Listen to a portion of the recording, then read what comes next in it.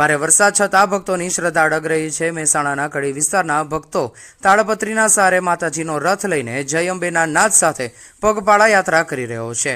કડીના ભક્તોએ જણાવ્યું કે તેઓ છેલ્લા 30 વર્ષથી દર વર્ષે અંબાજી દર્શને આવે છે। તેમના મતે તડકો હોય, વરસાદ હોય કે પૂરની સ્થિતિ હોય, માતાજીની કૃપાથી કોઈ મુશ્કેલી નડતી નથી। દર વર્ષે તેઓ માતાના રથ સાથે દર્શન માટે આવે છે।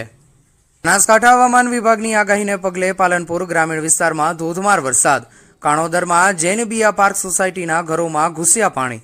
કાણોદરમાં વરસાદને કારણે નીચાણવાળા વિસ્તારમાં ઘૂંટણસમા પાણી ભરાયા। વરસાદી પાણી જાહેર માર્ગો પર ઘૂંટણસમા વરસાદી પાણી ભરાતા વાહન ચાલકો અને રાહદારીઓ અટવાયા।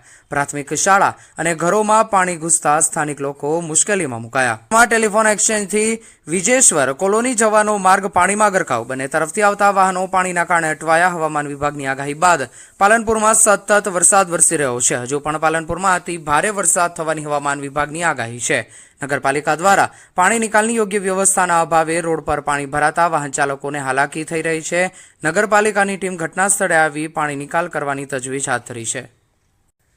બનાસકાંઠા જિલ્લામાં ભારે વરસાદની આગાહીને પગલે તંત્ર સતર્ક બન્યું છે।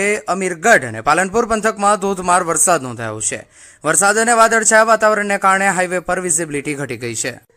વાહન ચાલકોને વાહનોની લાઇટો ચાલુ રાખીને વાહન ચલાવવાની ફરજ પડી રહી છે। જિલ્લા વહીવટી તંત્રે તમામ અધિકારીઓને હેડક્વાર્ટર ન છોડવાનો આદેશ આપ્યો છે। નદી કાંઠા અને ડેમના નીચાણવાળા વિસ્તારમાં આવેલા ગામોને સાવચેત રહેવા સૂચના આપવામાં આવી છે। કોઈપણ કટોકટીની સ્થિતિમાં જિલ્લા અને તાલુકા કંટ્રોલ રૂમનો તાત્કાલિક સંપર્ક કરવા જણાવાયું છે।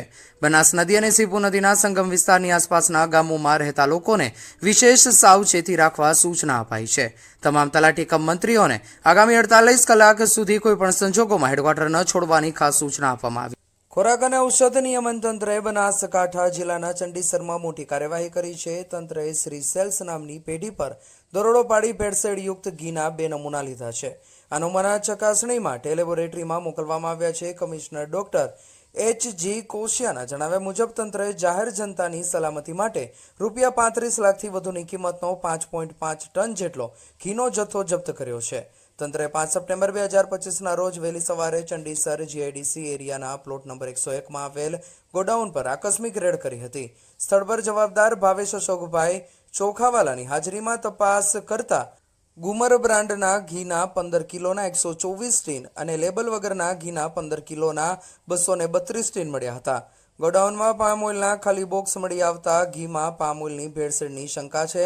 ઓગસ્ટ માસમાં તંત્રએ રાજ્યભરમાં 10 જગ્યાએ દરોડા પાડ્યા હતા, જેમાં 28 નમૂના લેવામાં આવ્યા હતા અને ₹1.8 કરોડની કિંમતનો 46 ટન શંકાસ્પદ ખાદ્ય પદાર્થ જપ્ત કરવામાં આવ્યો હતો।